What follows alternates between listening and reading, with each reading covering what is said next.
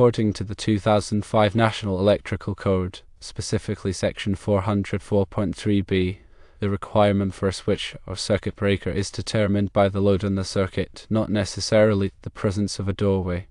This section of the code states that if a circuit feeds a total load exceeding 15 amps at 120 volts, 20 amps at 208 volts, or 24 amps at 240 volts, then a switch or circuit breaker must be provided. This is intended to provide a means of disconnecting the power for safety and maintenance purposes.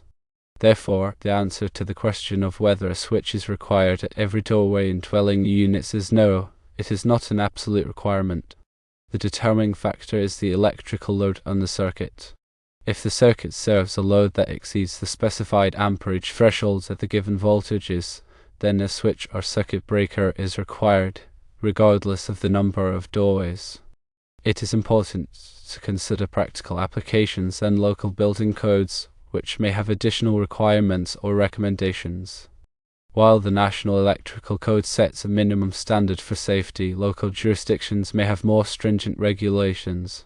In practice, installing 3-way or 4-way switches in rooms with multiple doorways is often a good design choice for convenience and ease of use, but it is not a mandate of the National Electrical Code itself, unless the circuit load necessitates a switch or circuit breaker as described in Section 404.3b.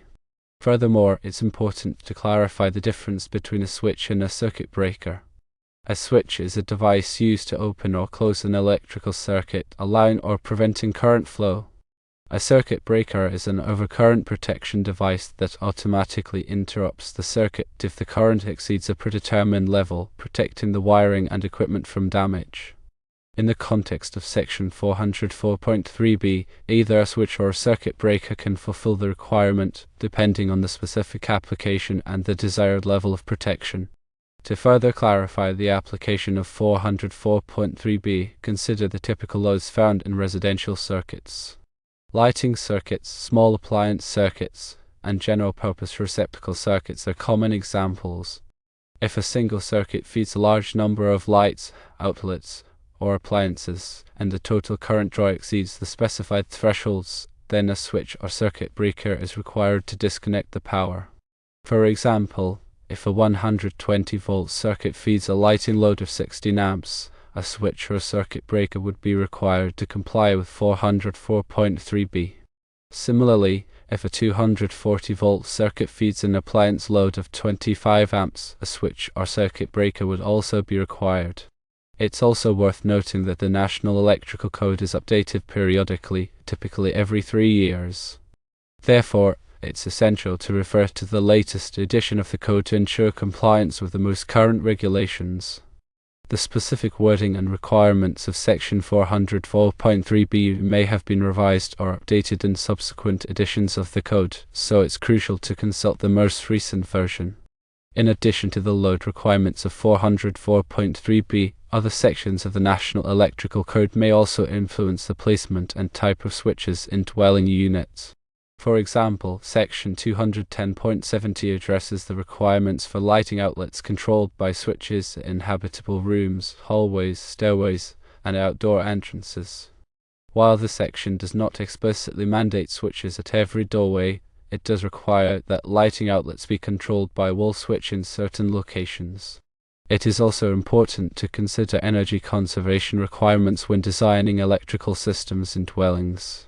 Many jurisdictions have adopted energy codes that mandate the use of occupancy sensors, dimmers, or other energy-saving devices to control lighting loads.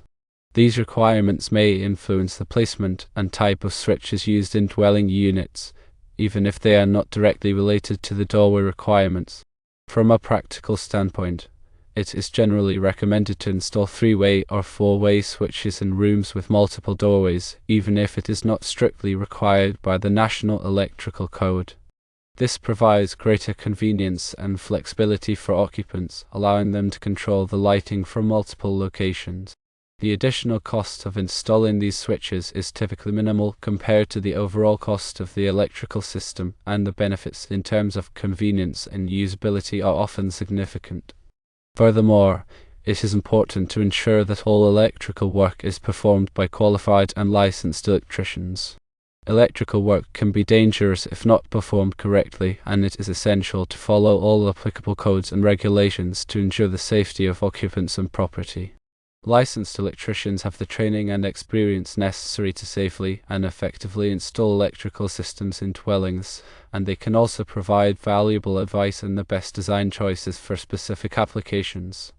In summary, while the National Electrical Code does not explicitly require a switch at every doorway in dwelling units, it does require a switch or circuit breaker if the circuit load exceeds certain thresholds.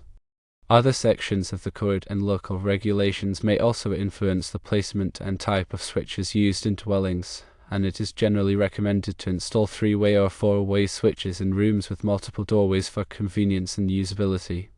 It is crucial to consult the latest edition of the National Electrical Code and local building codes to ensure compliance with all applicable regulations and to have all electrical work performed by qualified and licensed electricians. To elaborate further on the voltage and amperage ratings mentioned in section 404.3b, it's crucial to understand their significance in electrical circuit design and safety. The voltage rating indicates the electrical potential difference that the circuit is designed to handle. In residential settings, the common voltage levels are 120 volts for general lighting and small appliances, and 240 volts for larger appliances like electric stoves, dryers, and water heaters. The amperage rating indicates the amount of electrical current that the circuit can safely carry. Exceeding the amperage rating can lead to overheating, insulation damage, and potentially electrical fires. Circuit breakers and fuses are designed to protect circuits from overcurrent conditions by automatically interrupting the flow of electricity when the amperage exceeds the rated value. When calculating the total load on a circuit, it's important to consider the power consumption of all devices connected to the circuit. Power consumption is typically measured in watts, and it can be calculated using the formula watts equals volts times amp. For example, a 120-volt lighting fixture that draws 1 amp consumes 120 watts of power. To determine the total load on the circuit, simply add up the power consumption of all devices connected to the circuit. If the total power consumption exceeds the capacity of the circuit, it's necessary to either reduce the load or install a separate circuit to handle the excess demand. It's also important to consider the continuous load on a circuit. The National Electrical Code defines a continuous load as a load that operates for 3 hours or more at a time. For continuous loads, the circuit breaker or fuse must be rated at 125% of the continuous load current. This is to account for the fact that continuous loads can cause the wiring and circuit breaker to heat up over time, which can reduce their capacity. For example, if a 120-volt circuit feeds a continuous load of 10 amps, the circuit breaker must be rated at least 12.5 amps. In addition to the load requirements of 404.3b, it's also important to consider the type of switches used in dwelling units. There are several different types of switches available, each with its own advantages and disadvantages. Single-pole switches are the most common type of switch, and they are used to control a light or other device from a single location. 3-way switches are used to control a light or other device from 2 different locations. 4-way switches are used in conjunction with 3-way switches to control a light or other device from 3 or more locations. Dimmer switches are used to adjust the brightness of a light fixture. Occupancy sensors are used to automatically turn lights on and off based on the presence of occupants in the room. When selecting switches for a dwelling unit, it's important to consider the specific application, the desired level of control, and the energy efficiency requirements. It's also important to ensure that the switches are rated for the voltage and amperage of the circuit. Finally, it's worth reiterating the importance of consulting the latest edition of the National Electrical Code and local building codes to ensure compliance with all applicable regulations. The National Electrical Code is a complex document that is updated periodically to reflect changes in technology and safety standards. It's essential to stay up to date on the latest requirements to ensure that electrical systems are installed safely and effectively.